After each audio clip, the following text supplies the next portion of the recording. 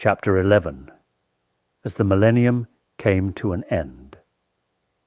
One of the consequences of this hardening of Chinese policy inside Tibet, quite apart from its terrible effects on ordinary Tibetan people, was the tragedy that took place over the selection of the new Panchen Lama. I had genuinely hoped that I could help with the search for the Panchen Lama's reincarnation by working with the Tashi Lumpo monastery in Tibet, and through it with the Chinese authorities.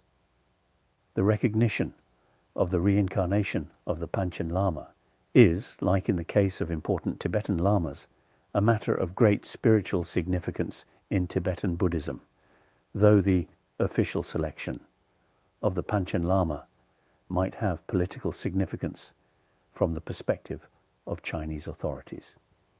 In February 1991, on the third day of the Tibetan New Year, I conducted a divination on the question of whether the reincarnation had been born inside Tibet or outside, and the result indicated that he had been born within. So in March 1991, I conveyed a message to Beijing through the Chinese embassy in New Delhi, indicating that I would like to offer assistance in the process of the search for the new Panchen Lama. Ever since the fourth Panchen Lama, Lobsang Chokyi Gyaltsen's recognition of the fifth Dalai Lama in the 17th century, the Dalai Lamas and the Panchen Lamas have played key roles in recognizing each other's reincarnations. Given this historical tradition, Tibetans everywhere, as well as the communities of Tibetan Buddhists in the Himalayan regions that have a historical connection with the Panchen Lama institution, reached out to me asking that I recognize the new Panchen Lama. It was thus my responsibility, both historical and moral, to help in the search. On July 17, 1993, Jadrel Rinpoche, the abbot of Tashi Lumpo in charge of the search process, met with my brother Gyalo Thondup in Beijing and handed him a scroll asking me to assist in the process. Naturally, I assumed that Jadrel Rinpoche was acting with full permission of the Chinese leadership, and consequently, I invited him to Dharamsala for consultation. Although he could not come, at the end of 1994, I received a carefully selected list of more than 20 candidates from Jadrel Rinpoche. He also conveyed to me that he and his search team considered one of these candidates, Gendun Chökyi Nyima, to be the true incarnation. On the basis of this information, I performed a series of divinations and other traditional procedures, such as consultations with oracles, and was pleased to come to the same conclusion. This information was passed confidentially to Jadrel Rinpoche in February 1995, with the text of a prayer for the long life of the young 11th Panchen Lama. I hoped he would be able to navigate the politics in Beijing, given that the reincarnation of a Lama is a religious matter in Tibetan Buddhism, and since the chosen candidate would be within the territory under Chinese control, my hope was that Jadrel Rinpoche and his team's choice would be acceptable to the Chinese leadership. I also wrote confidentially to Geshe Yeshe Wangchuk, a senior monk at Sera Monastery at the time in Tibet, informing him that I was really happy with how my own observations confirmed the candidate the search committee had recommended. Sending a copy of the long life prayer I had composed for the new Panchen Lama, I requested that Geshe use his influence to help assure the Chinese authorities that the parents of the new Panchen Lama had no contact with me whatsoever. I also informed him that, for the time being, I would keep the result of my observation confidential. Unfortunately, in March 1995, the Chinese government insisted that 3 to 5 names be placed in a golden urn for selection by lot, rather than approve the correct reincarnation. This put me in an impossible position. They were likely to choose a wrong candidate, So after a series of divinations, I came to the conclusion that I needed to share with the Tibetan Buddhists around the world the result of my own divinations on the reincarnation of the Panchen Lama. Thus, on May 14th, 1995, the full moon day of the 15th of the 4th month in the Tibetan calendar, having sent a day's advance notice to the Chinese government that was conveyed through my brother Gyalo Thondup, I formally announced that I had accepted Gendun Choekyi Nyima as the 11th Panchen Lama. I chose this day for this important announcement since it was an auspicious day, connected with an important system of Buddhist teaching known as the Kalachakra Tantra, a set of teachings and practice with special association with the Panchen Lamas. I also made sure that a copy of my formal announcement was presented to the Chinese embassy in New Delhi, with also a request to have a copy forwarded to Jadrol Rinpoche and his search team at the Panchen Lama's Tashi Lunpo Monastery in Tibet. For me, this confirmation of the Panchen Lama's reincarnation was, first and foremost, a matter of integrity of Tibetan Buddhist tradition. Once I was convinced of the authenticity of the new Panchen Lama, the very person selected by the official search party set up by his own monastery, it was unthinkable that any other candidate could be endorsed. Unfortunately, the fallout was terrible. Jadrol Rinpoche was imprisoned for 6 years, and Tashi Lunpo Monastery was subjected to serious harassment, including the arrest of more than 30 monks. To this day, I have not heard any reliable news about Jadrol Rinpoche or his whereabouts, even though he is supposed to have been released from prison.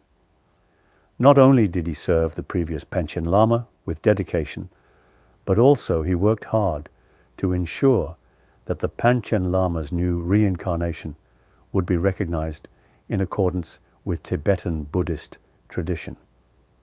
Furthermore, he tried his best to have the Beijing leadership approve the work of the search committee he was leading, and to that end, he kept Beijing abreast of all the stages in the search process. So to see him suffer so much for his sincere efforts was painful indeed. Gendun Choekyi Nyima, a boy of only 6 years old, and his family were detained, making the new Panchen Lama the youngest political prisoner in the world at the time. To this day, his whereabouts remain unknown, perhaps making this one of the best kept secrets in the history of the Chinese Communist Party.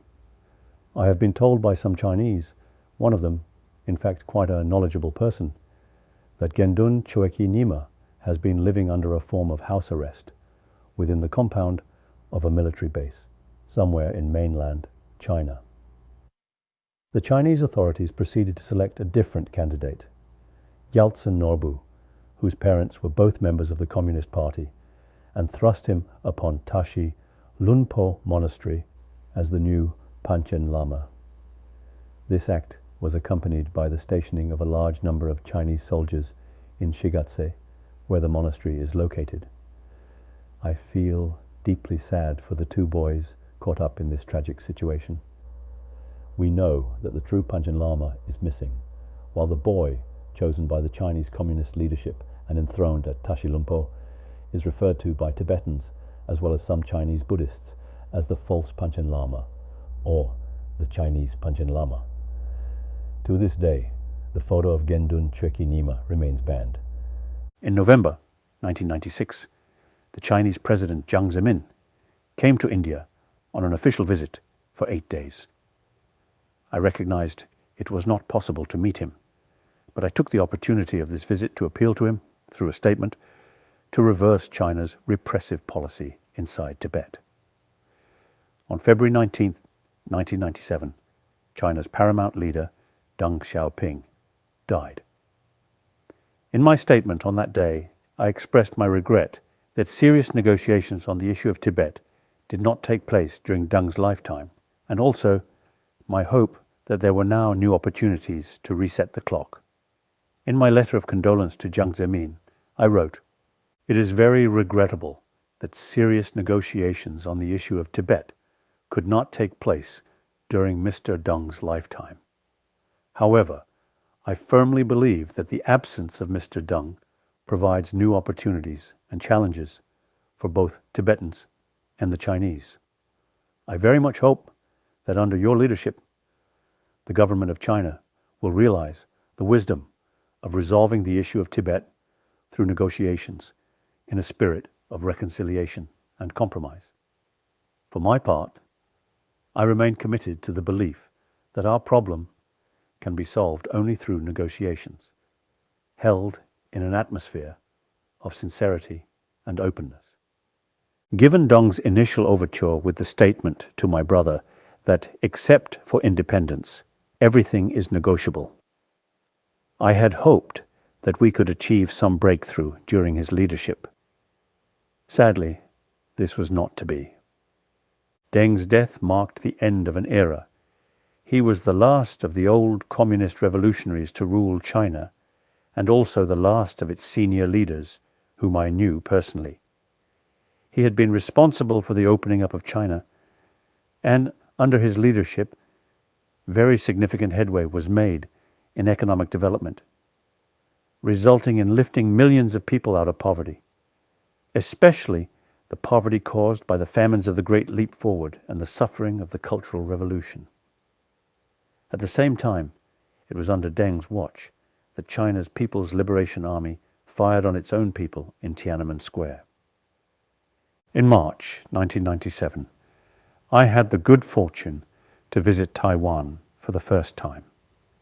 My official host was the Buddhist Association of China, Taiwan, and the government, ruled by the Nationalist Party, known also as Kuomintang, originally founded by Chiang Kai-shek, who, following Mao's communist takeover of mainland China in 1949, fled to this island. Given that Kuomintang, KMT, saw itself as a continuation of the government of the Republic of China, albeit away from the mainland, at the time it was still formally asserting sovereignty over all of mainland China, as well as Tibet. I was received officially by the Taiwanese President Lee Teng-hui, which indicated that there was a softening of Taiwan's official position on the status of Tibet. Needless to say, my visit to Taiwan, including especially my meeting with the Taiwanese president, angered Beijing, which accused me of colluding with Taiwan to undermine China. For me personally, the most memorable and valuable aspect of the visit was the chance to meet with so many Chinese Buddhists who were sincere in their devotion to Buddhism and were free to practice their faith without interference from the state. In 2001, I visited Taiwan for the second time at the official invitation from President Chen Shui-bian. At that time, I also had the opportunity to meet with Tsai Ing-wen, who would later become the president of Taiwan. This was the beginning of Taiwan's relinquishing of their claim to sovereignty over Tibet, resulting in the issuing of visas to stateless Tibetans from India on their Indian travel documents and the eventual closing of the United Front Office, known formally as the Mongolian and Tibetan Affairs Commission, originally established for dealing with the affairs of non-Chinese peoples like the Tibetans and the Mongols in Inner Mongolia. Finally, in 2009, in response to an invitation, I visited the southern part of Taiwan to pray at the sites of a massive typhoon that had caused much suffering and loss of life. As part of my usual approach of consulting the Tibetan people on an ongoing basis, an important gathering took place in September 1997, aimed at reviewing our position in relation to dialogue with the Chinese government. In the end, as I have often stated, it is the Tibetan people who must choose their destiny, not the Dalai Lama or the Communist Chinese government. At the conclusion of this meeting, the Assembly of Tibetan People's Deputies adopted a formal articulation of what I have described as the middle way approach. The key points were: without seeking independence for Tibet, the Central Tibetan Administration strives for the creation of a political entity comprising the 3 traditional provinces of Tibet. Such an entity should enjoy a status of genuine national, regional autonomy. This autonomy should be governed by the popularly elected legislature and executive through a democratic process, and should have an independent judicial system. As soon as the above status is agreed upon by the Chinese government, Tibet would not seek separation from and remain within the People's Republic of China. The central government of the People's Republic of China has the responsibility for the political aspects of Tibet's international relations and defense, whereas the Tibetan people should manage all other affairs pertaining to Tibet, such as religion and culture, education, economy, health, ecological and environmental protection. To resolve the issue of Tibet, His Holiness the Dalai Lama shall take the main responsibility of sincerely pursuing negotiations and reconciliation with the Chinese government. On the Chinese side, one presumes in response, in February 1998, the State Council Information Office of the People's Republic of China issued a white paper entitled New Progress in Human Rights in the Tibet Autonomous Region, indicating an aggressive public strategy. The document concluded that the exiled Dalai Lama has tried by every means to cover it up and vilify and attack the development of progress in New Tibet. It went on to say, the Dalai Lama's wanton fabrication of lies and his violation and trampling of this commandment serve only to expose him in all his true colors. He is waving the banner of religion to conduct activities aimed at splitting the motherland. In the meantime, on my part, I strove to encourage China's entry into the mainstream of the world community. My deep belief was then, as it is now, that the opening up of China was in the best interests of the Chinese people. So, when discussions and debates were taking place as to whether or not the United States should grant most favored nation trading status to China, I expressed my support for doing so. In fact, I wrote to the chair of the U.S. Senate Foreign Relations Committee expressing my personal encouragement for granting this status. As far as our direct contact with the Beijing leadership was concerned, after 1989, nothing of substance happened for many years. That said, there were indeed a few meetings in Hong Kong and Chiang Mai, Thailand, confidential at the time, between my envoys Lodi Gyari and Kelsang Gyaltsen and an emissary from the Chinese President Jiang Zemin. Also, on September 28, 1997, when Senator Dianne Feinstein and her husband, the American businessman Richard Blum, met with the Chinese president, they were kind enough to deliver by hand a letter from me to Jiang Zemin. This was several months before the summit in Beijing between President Bill Clinton and Jiang. At the press conference in Beijing, Clinton revealed that the question of Tibet had been discussed, and he urged the resumption of dialogue. Jiang commented, "Actually, as long as the Dalai Lama can publicly make a statement and a commitment that Tibet is an inalienable part of China and that he must also recognize Taiwan as a province of China, then the door to dialogue and negotiation is open. Actually, we are having several channels of communications with the Dalai Lama, so I hope the Dalai Lama will make positive response in this regard." This was the first time that the head of the People's Republic of China had publicly addressed the question of Tibet and spoken of the possibility for a genuine dialogue. Of course, as to Jiang's first condition, he knew that I had already made public statements relinquishing the call for independence ever since my speech to the European Parliament in Strasbourg in 1988. With respect to the second condition, frankly, the question of Taiwan is totally unconnected to Tibet and our cause. Jiang may have been sincere in reaching out to my envoy, but it was unclear to what extent he had support within the Chinese Politburo. As the eventful decade of the 1990s drew to an end, there was one pleasant surprise.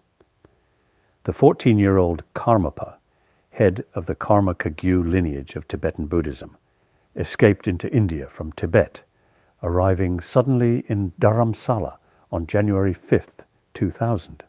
I knew his predecessor, the 16th Karmapa, who had been an important Lama among senior Tibetan spiritual leaders that came into exile in 1959.